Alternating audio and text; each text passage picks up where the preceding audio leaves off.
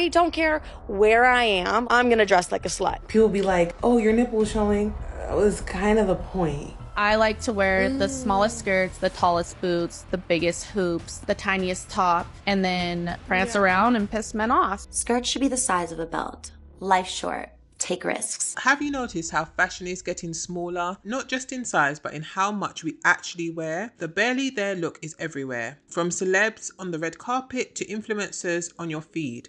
But what's behind the trend of showing more skin and less fabric? Is it just about looking bold, or is it reflecting something bigger about how we express ourselves today? In this video, we're breaking down the barely there culture to see how it's changing the game for style, identity, and what fashion really means in 2025. Hi babes, my name's Taja, mother of twins, lover of luxe things, and your guide for showing up with style and intention. If you have spent any time at all on social media, then you have probably seen loads of outfits that don't have much material. These outfits were once upon a time only worn inside of the house, maybe in more intimate settings or by celebrities. But as time has gone on and social media has grown, barely there dressing has gained popularity. And if you were wondering what exactly barely there dressing is, then some examples of this type of dressing include wearing sheer fabrics with little or nothing underneath, and wearing outfits that have minimal coverage. Think extra micro mini skirts and outfits that feature nipple covers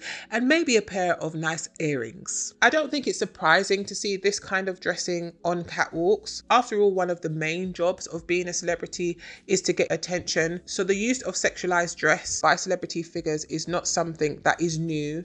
It has been happening for a very long time now. And so although I do think that celebrity dressing has become more and more exposed, I don't think it's something that the general public aren't desensitized by, right? It takes a lot at this point for us to be shocked by anything that we see on the red carpet. And there are brands like Decency and Mugler who very much lean into shareness, sexuality, and we often see brands like these worn by celebrities at award shows or at their headline shows. However, this exaggerated lean into nakedness is not something that we are only seeing worn by celebrities in 2025. I'd say definitely over the last 10 years, with some of the conversations that have been going on around how we dress, our values, what's important, and the rise of social movements like body positivity have all meant that people, in particular women, have been encouraged to show up anywhere, anyhow.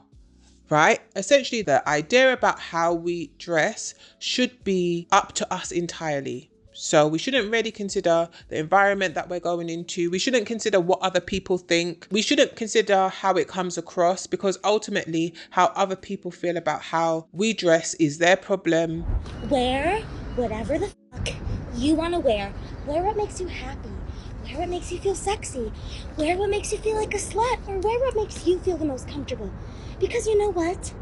If other people are judging you, baby, they just want to look like you, and that's on them. So there's been this kind of narrative pushed, and I really wanted to give some consideration to what might be going on with those people who actually feel quite empowered by this kind of dress, because there seems to be two separate arguments happening at once. One is women are choosing to dress this way because it's all about attention, it's all about getting attention from men in particular, and maybe even using over-sexualized dress to get what you want or to scam people. Women do not put on little bra tops and pants that are spray painted on where you can see the crack for themselves. They put it on so that you gawk, so that it boosts their ego and they feel really pretty. And then there's a separate argument that is about dressing that way to feel empowered and to feel free from societal constraints and to build confidence. I am so here for just leaning into like dressing sexy, and I'm gonna say it in a positive, complimentary way, dressing a little slutty. Like, let's do it. Let your ass hang out the bottom of your skirt if you want to. Wear a little baby tee, like show off your tits. Like, let's just do it. Let's smash the patriarchy and look hot while we do it. I think in general, people are critical of those women who say that they genuinely feel empowered by not wearing much. Now, I'm not somebody who wears whatever, wherever, right? I do consider where I'm going and what I think might be appropriate to wear in particular settings. However, I am also not somebody who is afraid of nakedness or is offended by nakedness. Okay, so in certain environments, I do feel more comfortable wearing less. Usually those occasions are on the beach and in my house. So I can actually relate in some ways to women who say that when they are wearing less clothes, it makes them feel more confident. However, where I don't relate is to the idea of wearing little in environments that are inappropriate. However, there is a concept called enclothed cognition, which is a psychological phenomenon where wearing clothing affects a wearer's thoughts, feelings, and performance based on the symbolic meaning of the garment. And so if a woman genuinely believes that wearing less clothes is a form of self-expression, could it be that they genuinely feel empowered by wearing less? For some of these women, could the act of wearing barely their fashion be a deliberate choice to challenge societal standards of modesty or professionalism? Through enclothed cognition, women may internalize signals that they relate to barely their dressing affecting how they behave. So, for example, I'm sure we've all seen online or even felt ourselves happier or more outgoing. Maybe if we're getting dressed to go out and we put on something that's maybe a bit more sexy, a bit more revealing, and we look in the mirror and we really like the way that we look, and so we're feeling really positive about ourselves and wanting to be outside. Right? I genuinely think that is a feeling that some women, all women have at some point. I think the issue that we have with the rising trend of barely there dressing is just about context. I absolutely think that in the right environment, a woman wearing whatever she wants, however she wants, is appropriate. However, we have to accept that there are times that it is inappropriate, and also using celebrities and even influencers as a litmus test for what is and what isn't appropriate, where and when, is just very misguided. Celebrities are brands and many influencers are too, and so when they get dressed or when they're styled, they are styled in a way that represents their brand. They have jobs that often involve security and a team. They're very rarely alone. They are aware that they're going to be photographed. And of course, they're hoping to get some attention so that they can build awareness about who they are and their brand. It's completely different to being somebody who's maybe on their way to work or going to the grocery store and then deciding to dress with hardly anything on, which is problematic in a few different ways, right? When you're entering into environments where there could be children, I don't think it's appropriate to not be mindful of how you dress when you are around children. I think it's a point that I made in my Teacher Bay video, right? I think there comes a point where we have to stop thinking just about ourselves and being considerate of others around us. So dressing that way around kids is a hard no. No matter how badly I want to wear a certain outfit, if I think there are going to be lots of kids around, I rethink that. Why would I want to be almost half naked in front of children?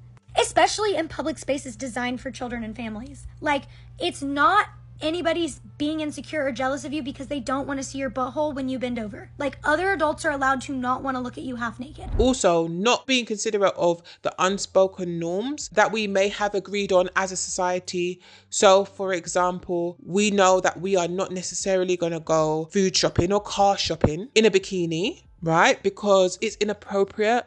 And so if we're going to maybe speak to a sales rep about buying a car, we might just put on something that's maybe a bit casual, make sure we brush our teeth, wash our face, put our hair back in a ponytail or something like that, and then go. I just think it doesn't really benefit us to be delusional about the actual world that we are living in.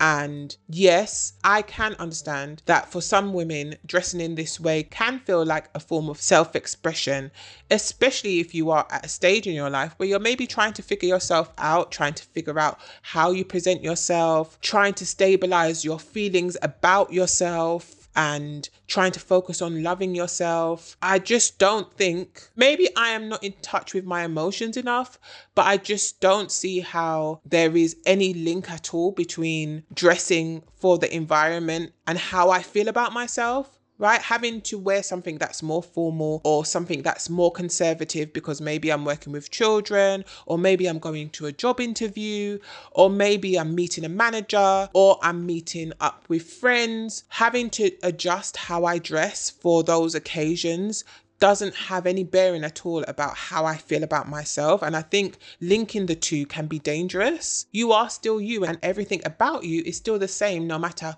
what you are dressed like. And I can see how some women do use belly there dressing as a form of rebellion. You know, many of us are sick and tired of being told what to do, told what to wear, told what's appropriate, told how to wear it. You know, sometimes it can feel like a lot to think about. And so I can see how it can be easy to just think to yourself that you wear whatever you want, however you want, and people are just going to have to deal with it.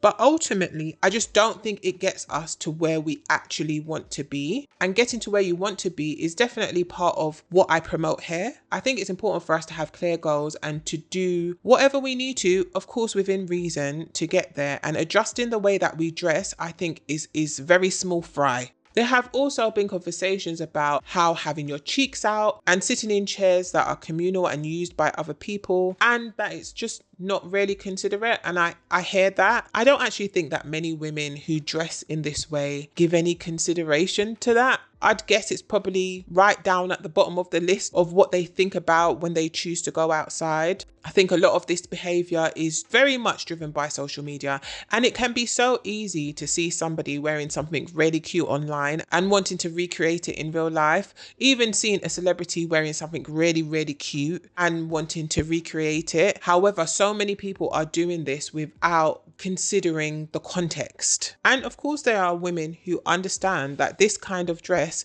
is going to get you attention. And for many people, any attention is good attention, right? So if you're looking at my butt cheeks and you don't like the way that they look, ultimately you're still looking. And so I do think that there are some people who get off on that and enjoy being able to hold the attention of strangers, which in some ways I understand because it seems to be natural for humans to want attention. But on the other hand, I think is counterproductive, because wouldn't it be better to work on holding the attention of people that either actually matter or people that can in some way enhance your life, make your life better in some way, right? Because how you dress affects the way that people treat you. So yes, you may be dressed in an over-sexualized way and wearing revealing clothing, but in general, research has shown that the perception of women who dress that way is usually centered around presuming that the woman is not as smart or is incompetent or is less able or is more sexual and is interested in sexual advances. And of course, these perceptions can sometimes depend on the context, right? If you have your cheeks out at the beach or at a carnival, then most people are able to